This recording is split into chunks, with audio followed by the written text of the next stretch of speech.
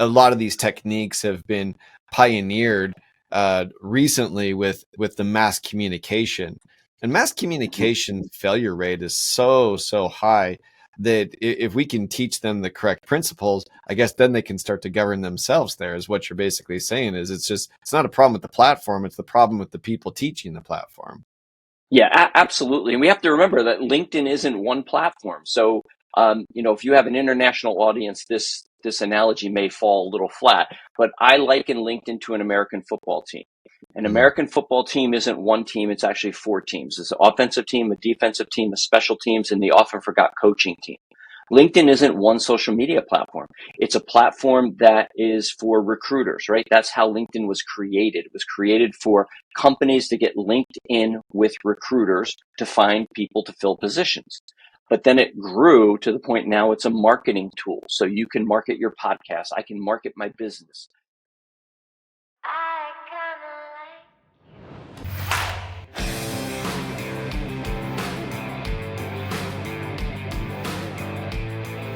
Hey, welcome to Networking Star. I am your host, Jeffrey Boyle, and here on Networking Star, I interview some of the most innovative and inspirational entrepreneurs. These entrepreneurs help us inspire to have, be, and do more in life. And today, I'm joined by Bill Mccormick. He is a LinkedIn trainer, and he's with DigiSales, where all selling is social. He teaches people how to be human. Imagine that, human on LinkedIn. Thanks for joining me on Networking Star, Bill. Oh, Jeffrey, thanks so much for having me.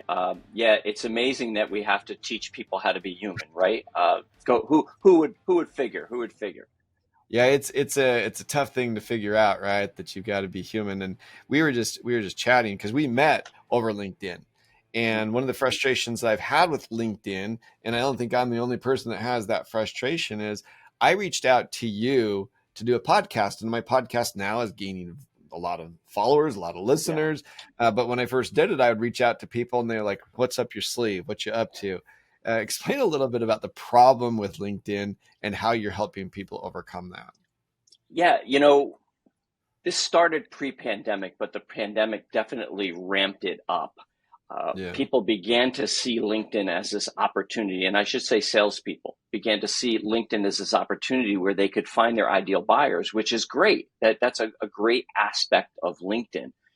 And then they started to apply some of the mass outreach techniques that we've known from the 70s, 80s, 90s, probably even the 60s, telemarketing and cold calling and email blasting and marketing automation. And they started bringing that into LinkedIn to try to scale their outreach.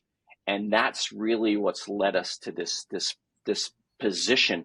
But then as the pandemic happened, there was this whole group of people that were like, LinkedIn doesn't work. You shouldn't do it. In fact, I remember in the spring of 2019, 4 or 5 very famous sales trainers, and if I said their names, you would know them. Many have written books.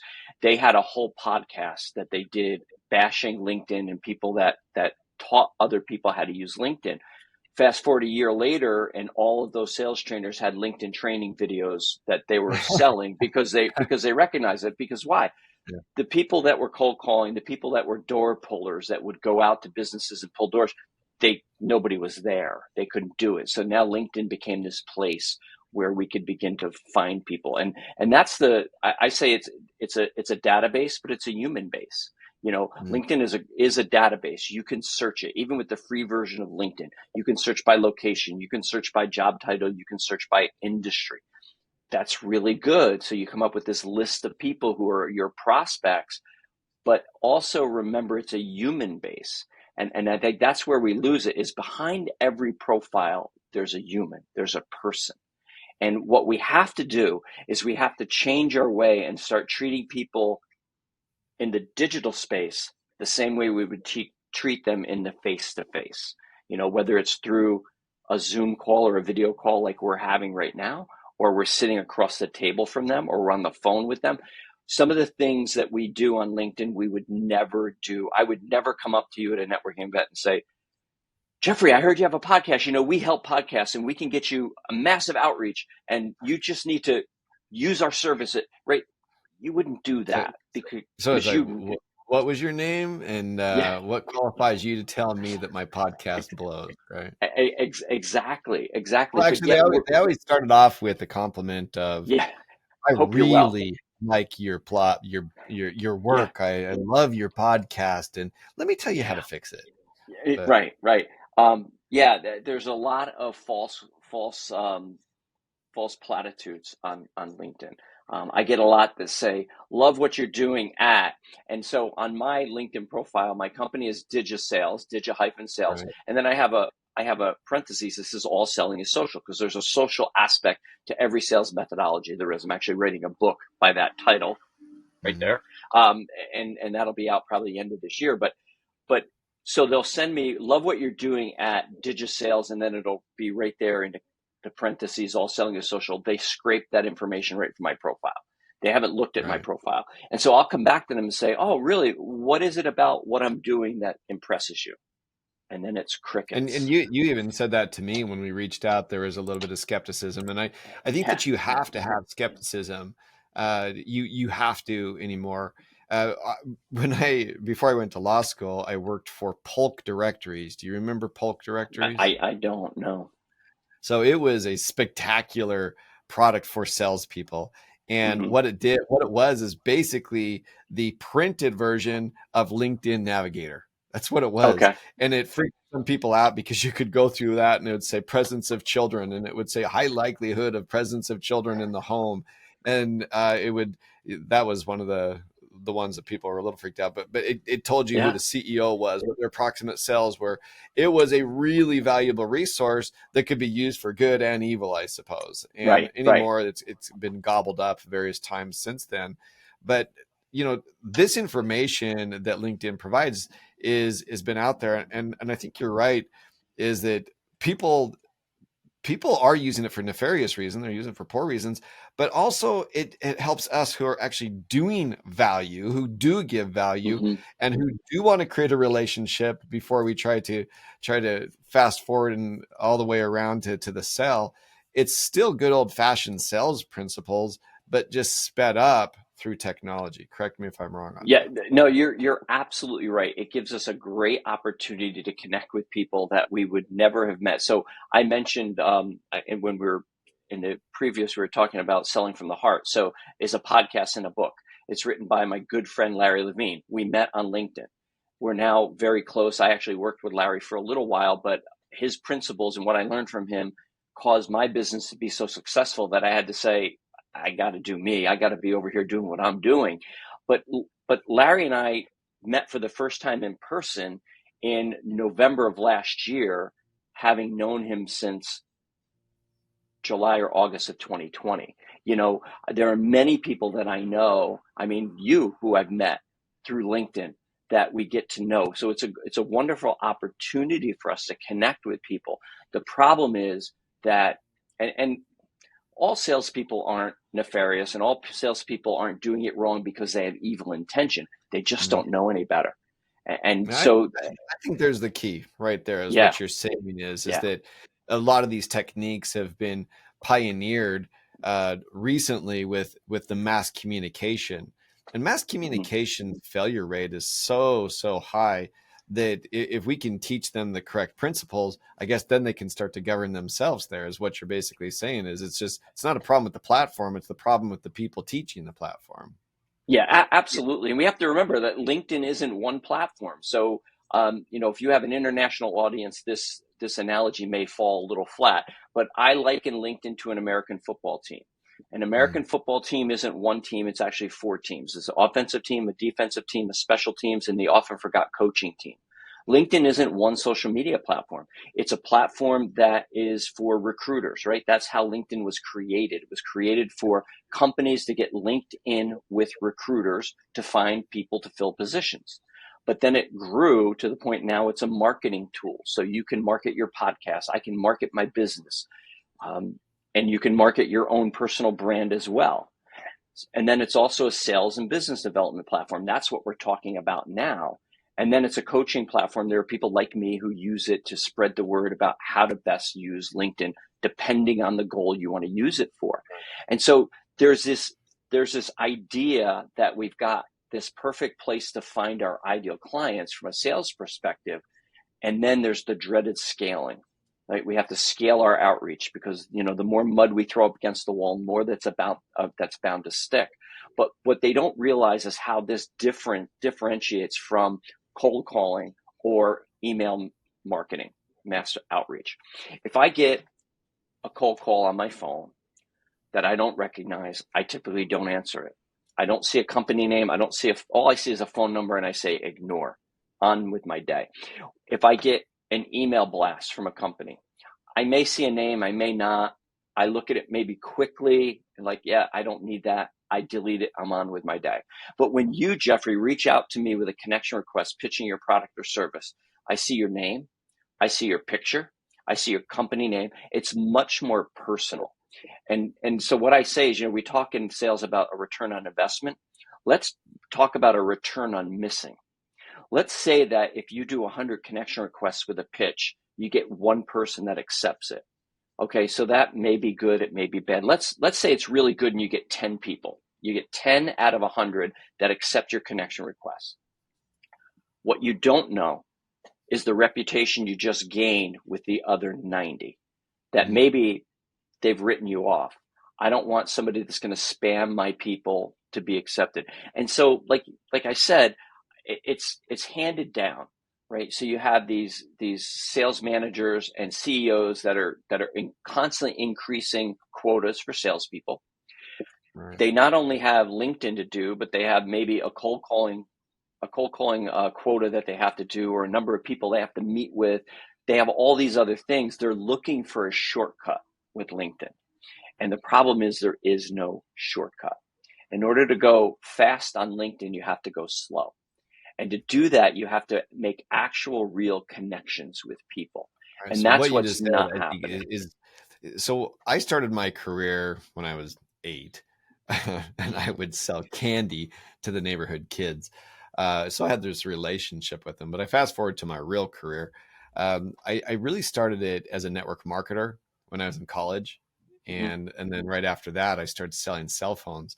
And everybody always wondered how I sold so many cell phones, or how it is that I grew my network marketing business. Well, the cell phones was really easy. I pulled out the Yellow Pages. Imagine that, Yellow Pages. And you could probably tell from my hairline that I'm not 26 years old anymore. And I would just go through that, and I would make hundreds of calls per day from the Yellow Pages. Why the Yellow Pages? Well, because I knew that they were businesses. Right. And the difference in what you're saying with this, so most of the people that I meet for my business are either on LinkedIn or Instagram. Instagram, you have to pile through a lot of people that just you don't know are business people at all. Right. It's kind of the white pages for those of us who remember phone books. And you're basically saying with this, that you're going after businesses, but you are not immune from having to do the numbers. Exactly. And so what you have to do is research, and you have to look for a way to connect authentically with them. So when I'm training and teaching a team, I talk about their profile and their outreach on LinkedIn doing 4 things. It needs to resonate with the right people, right? So you have an ICP, you have an ideal client you're looking for. You need to make sure your profile, as well as any content you're sharing, resonates with them. Then you need to educate them, not sell them, not tell them how great you are. Nobody cares how great you are. Nobody cares how many times you won President's Club. Nobody cares how long you've been in your industry. Not yet. Not when you're first reaching out. So you have to educate them. Teach them something they don't know. Cause some curiosity. Get them to kind of look at the screen. Like if I'm looking at, I have a large 26-inch monitor in front of me, but sometimes I'll read something and I'll go, because I don't believe it. Like, whoa, right. like a draw-in moment. So you want to educate them, cause curiosity. The third thing is you want to differentiate yourself. What makes you different from everybody else out there? And that's why it doesn't matter how great you say your customer service is, because everybody says that. And if everybody says it, it doesn't mean anything. And then the last thing you have to do. This is on your profile that you're talking about, or is this on the initial outreach? This is in anything you do. So it starts with your profile. I'll talk about that in a moment. But also any content that you're sharing, or a way that you're engaging with people. You want to make sure you're engaging with the right people. You want to make sure that when you're allowed to share something, you're sharing value and education. You're showing that you're different. Just by doing those things, you'll show you're different. So you differentiate. And then you want to communicate with them. You want to provide them with a way that they can respond back to you. I can't tell you how many people I'll connect with on LinkedIn, and I'll go look at their contact information, and their email address is one they've not used in 10 years, if they even have one. And it's nowhere on or if their profile. they're using an AOL or a Hotmail address, you're probably dealing with Right. someone who's not checking their email. Exactly. So those three things: resonate, educate, differentiate, communicate. So you can do that just with your profile, right? And that's actually the foundation. I don't do any training with anyone until we first work on their profile, because So the way help me understand this. Then you're dealing with the brand new person, because you do this for a living now. Is you teach Yep. people how to actually connect on LinkedIn. Mm-hmm. You give them content advice. You're saying for most of your students, it is, well, all of your students, what's the profile look? Nothing happens without the proper profile. It's the foundation of everything that you do on LinkedIn. Because while I was out this morning running around, I went out and did some writing, and I was on my way back, and I got a notification on LinkedIn: Jeffrey Boyle viewed your profile. Right. So every time you look at someone's profile, they get prompted and told that you've done that. What do most people do? Who's Jeffrey Boyle? I'm going to click on his profile. So if they're looking at your profile, what are they seeing? And that's the representation. That's your personal landing page. And so it makes sense that you have that branded appropriately. And branded appropriately is really determined on your goals for using LinkedIn. But you definitely should have a background banner image, a professional headshot. You should resonate with the right people. When they land on your profile, they should be able to tell that you help people like them, and they should be able to find some education in there, things that they don't know. Talk a little bit about the headshot on there. It may seem so simplistic. It's like a professional headshot. I did a Facebook training a little while ago, and I said, quit putting your cat as your profile image. Now I know that happens more on Facebook and rarely happens on LinkedIn. What is a professional shot? Explain that. It may seem super simplistic, but explain that. So years ago, LinkedIn put out a stat, and it's probably not changed much, but that a profile with a professional headshot will get 14 times more views than profile without a professional headshot within the same industry, right? So there's one thing: is people are gonna be more apt to look at a profile when it's got a professional headshot. Professional headshot is neutral background. I wouldn't use this background for my headshot, right? You want it in a neutral background, head and shoulders, smiling, looking at the camera, conveying trust. In appropriate dress. Okay, so what's appropriate dress? Well, if you're a banker, this isn't appropriate dress, right? As a trainer, this could be appropriate dress, but probably not. I'm having new headshots taken in about 3 weeks, and I'm going to bring a bunch of different clothes, and one of the things will be a suit jacket with a collared shirt. But for a web designer, a person in ministry, a hoodie could be a professional headshot, right? The most important thing is that it looks like you. If you looked at a profile from me of 5 years ago, I had more hair and it was darker, and I may have had a mustache. I can't tell you how many times I get on a call with someone and I look at their profile and I look at them and I go, hey, I'm sorry, did I connect with the right person? Did I connect with your father? Exactly. And listen, you don't have to pay a photographer. You should. And most networking groups have a photographer in them that gives good deals on headshots. But these phones take really good pictures. Just have somebody else do it. Don't do or don't use the picture from your wedding where you've got your arms around your buddies, or the picture at the bar with a glass of wine in your hand. There's nothing wrong with that, but why use that as a profile? Well, if you're saying that the profile, and I can't imagine it's changed that much, and though I believe that we become far more casual as time goes on, you're not going to offend anybody with a more professional shot there. Definitely not. You can never go wrong in that direction. And while we're talking about, you've got the profile, it's professional. You've given the proper links. You're saying the proper things. You got a current professional picture of you. Then then we get to the stage of what the outreach. Yeah. The outreach, like I say, even you said that when you first saw mine, you had to check me out a little bit, and it's Mhm. helped that I've stuck with it to really build up my different brands, so you can see that on there. But how do you then, as a new person that possibly doesn't have much of a reputation or work to build from, how do you then start to outreach professionally? So the next step is building your network. You want to build a quality network. It's not quantity, it's really quality, but it can be both. Mhm. But you just don't want to connect with anybody and everybody. So what you want to do is start looking for people that fit your idea of who you want to connect with. Who are your coworkers, who are your customers and clients, who are your referral partners, your family if you so choose to do that, people from past jobs. Those are easy, low-hanging fruit. Those people you can reach out to, you have a context. Hey, Jeff, we used to work together at XYZ law firm. I'm just getting started on LinkedIn. I'd be honored to have you as part of my network. Well, Boom. That's even easy. into what you're saying, my network is large enough now with enough different professional people. You and I were second level contacts when I Right, reached out right, to you, right. So, because there's people that are in my network that were in your network, and even then, that's, I assume, is a proper way to say, hey, I see that you're connected with so and so. I'd love to connect with you. yes, that way. Don't do the, hey, I see we have some connections in common. I get that a lot.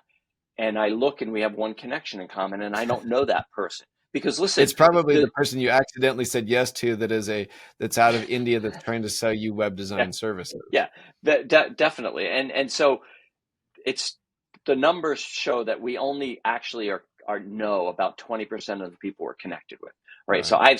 I have just under 6,000, I think just under 6,000, or maybe it's just, I don't know my numbers, but but I know some people that have tens of thousands, right? And you can only have 30,000 actual connections on LinkedIn.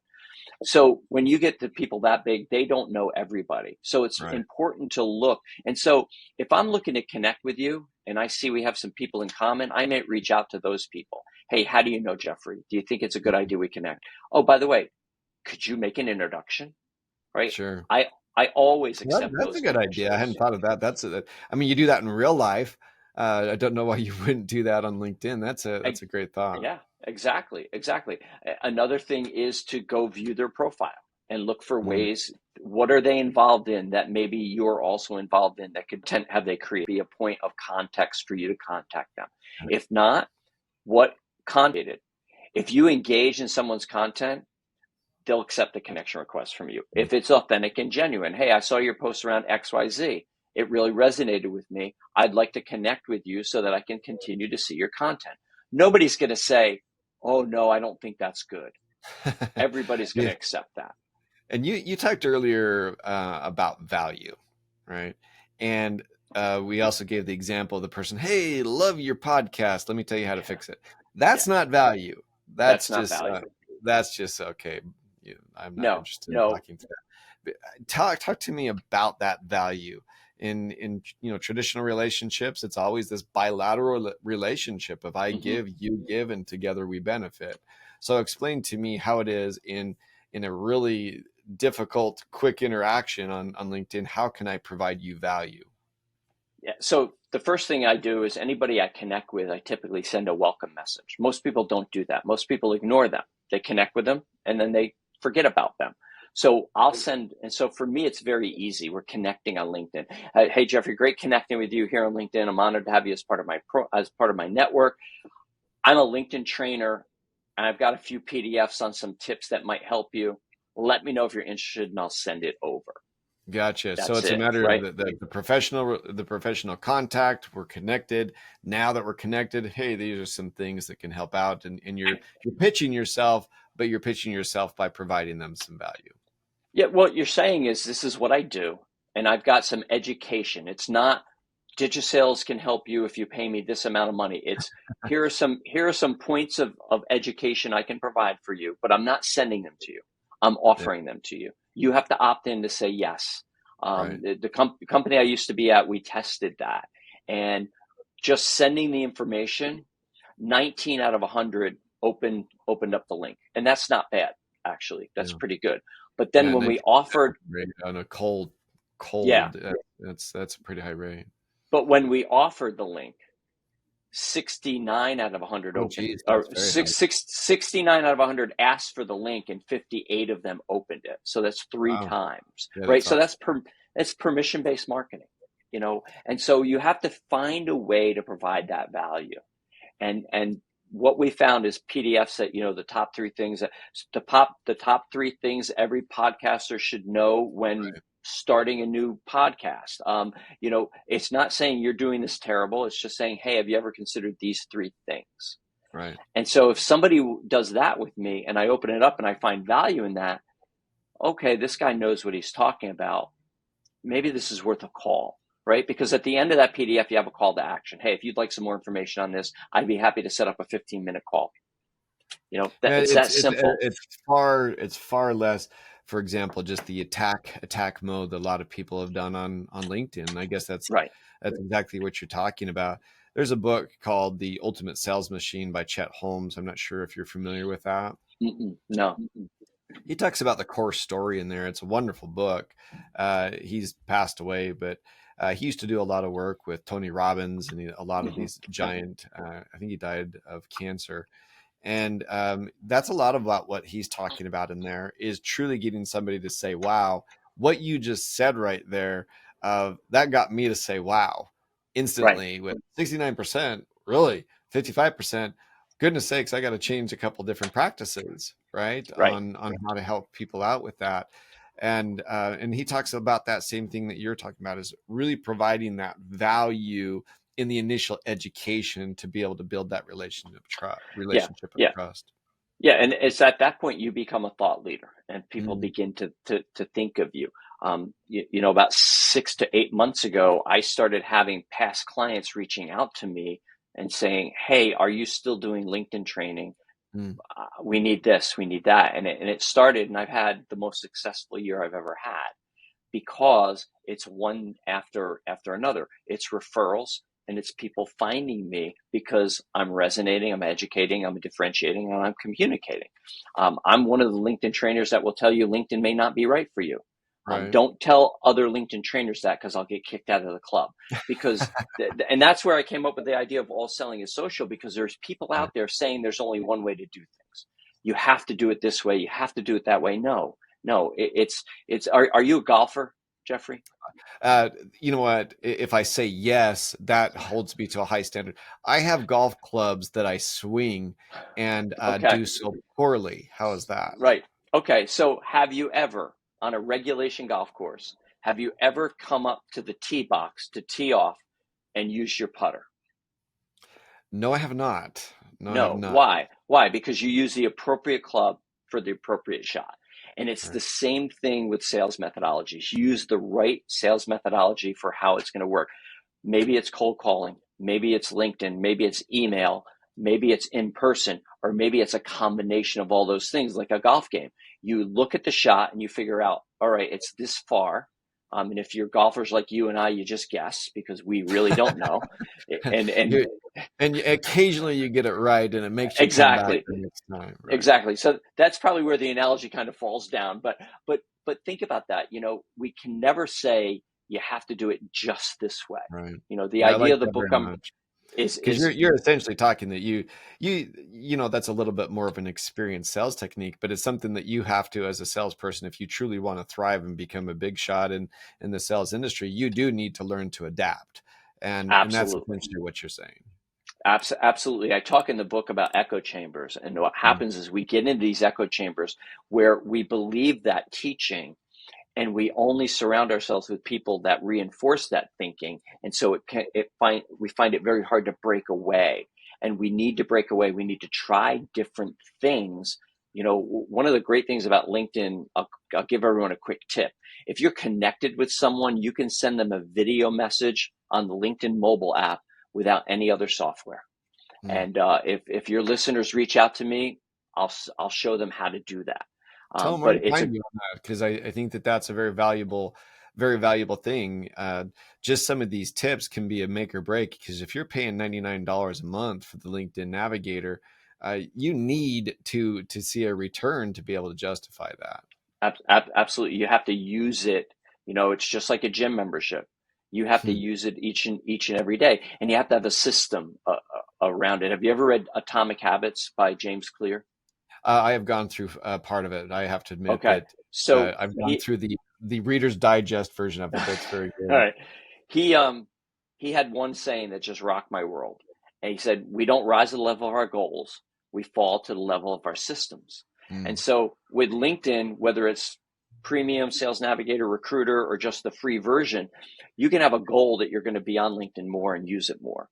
You're not going to rise to that goal. If you have a system in place that says, okay, on Monday, Wednesdays, and Fridays, these are the things I'm going to do, the tasks I'm going to do, and you become consistent with that, you'll see a return on that. Too many people are random on LinkedIn. They try it for a little while, but listen, it's not going anywhere.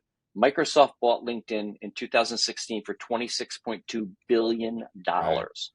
And LinkedIn is making double-digit billion-dollar revenues for them. The last one, I think, was 11 billion. It was a Mm, 26% increase over the year before. So it's not going anywhere. LinkedIn is going to continue to evolve, and it's going to continue to be part of our business landscape. We have to just figure out how to use it as humans. And like I said before, treat people in the digital space as we treat them in the human space, in the face-to-face, and we'll be good. and it's still a force multiplier.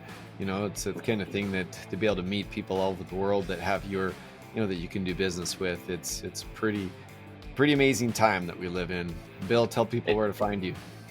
Yeah, so they can find me on LinkedIn. So look for me, look for the DigiSales logo, Bill McCormick, and there's some right under my name, or I'm sorry, my location on my LinkedIn profile. There's a clickable link. You can click and schedule a call with me. I'm happy to give you a little bit of my time, tell you how to better leverage LinkedIn. All right. Well, I hope people take you up on it, and maybe I'll get some less of the love what you're doing. Let me tell you how to fix it. Hopefully, we can cross our fingers. Thanks for being with me, Bill. All right, great. Thanks so much, Jeffrey.